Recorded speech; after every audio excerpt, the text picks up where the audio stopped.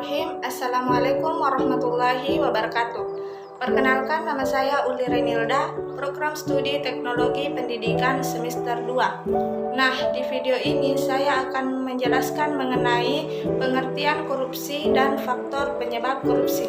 Pengertian korupsi. Kata korupsi berasal dari bahasa Latin corruptio atau corruptus, yang artinya sesuatu yang busuk, rusak, menggoyahkan, memutarbalik, dan menyogok. Arti kata korupsi secara harfiah adalah kebusukan, keburukan, kebejatan, ketidakjujuran, dapat disuap, tidak bermoral, penyimpangan dari kesucian. Korupsi artinya perbuatan busuk seperti penggelapan uang, penerimaan uang, uang sogok, dan sebagainya. Faktor penyebab korupsi. Nah, yang pertama yaitu faktor politik. Politik merupakan salah satu penyebab terjadinya korupsi. Korupsi hal ini dapat dilihat ketika terjadi instabilitas politik, kepentingan politis para pemegang kekuasaan, bahkan ketika meraih dan mempertahankan kekuasaan. 2. Faktor hukum. Faktor hukum bisa dilihat dari dua sisi. Di satu sisi dari aspek undangan dan sisi lainnya lemahnya penegakan hukum. Yang ketiga, faktor ekonomi. Faktor ekonomi juga merupakan salah satu penyebab terjadinya korupsi. Hal itu dapat dijelaskan dari pendapat atau gaji yang tidak mencukupi kebutuhan. Nah, faktor yang keempat yaitu faktor organisasi. Organisasi dalam hal ini adalah organisasi dalam arti yang luas, termasuk sistem perorganisasian lingkungan masyarakat. Kemudian, faktor internal dan eksternal penyebab korupsi. Yang pertama, faktor internal merupakan faktor pendorong korupsi dari dalam diri yang dapat dirinci menjadi yang pertama, aspek perilaku individu.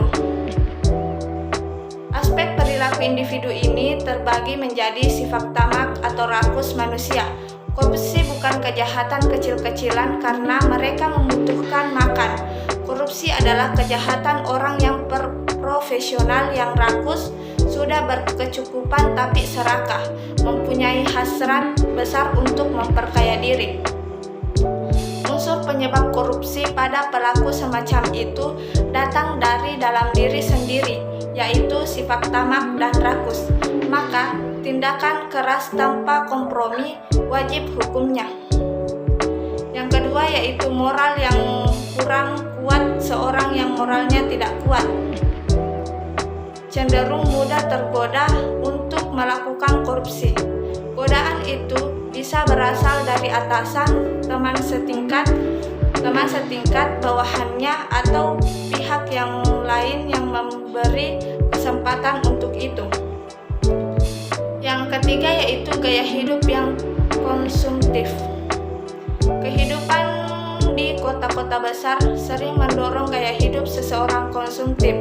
Perilaku konsumtif bila tidak diimbangi dengan pendapatan yang memadai akan membuka peluang seseorang untuk melakukan berbagai tindakan untuk memenuhi hajatnya. Salah satu kemungkinan tindakan itu adalah dengan korupsi. Kemudian, aspek sosial perilaku korupsi dapat terjadi karena dorongan keluarga.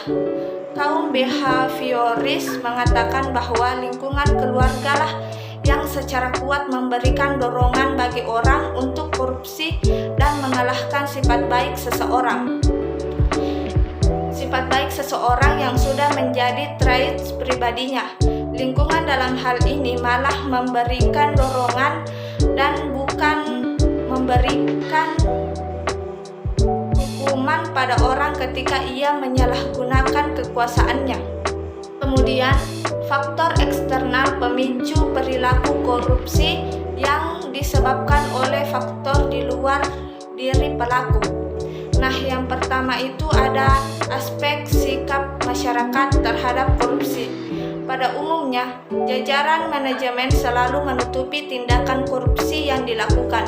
oleh segelintir oknum dalam organisasi. Akibat sifat tertutup ini, pelanggaran korupsi justru terus berjalan dengan berbagai bentuk. Yang kedua yaitu aspek ekonomi pendapatan. Tidak mencukupi kebutuhan dalam rentang kehidupan, ada kemungkinan seseorang mengalami situasi terdesak dalam hal ekonomi. Keterdesakan itu membuka ruang bagi seseorang untuk mengambil jalan pintas, di antaranya dengan melakukan korupsi. Kemudian aspek politis.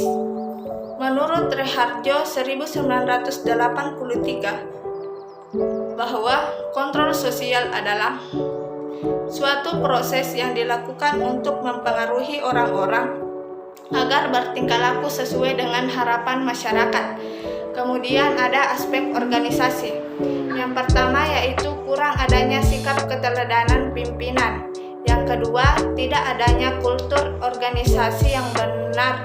Yang ketiga, kurang memadainya sistem akuntabilitas. Yang selanjutnya, kelemahan sistem pengendalian manajemen dan lemahnya pengawasan. Mungkin itu yang sempat saya sampaikan. Lebih dan kurangnya mohon dimaafkan. Billahi fisabilil haq fastabiqul khairat. Assalamualaikum warahmatullahi wabarakatuh.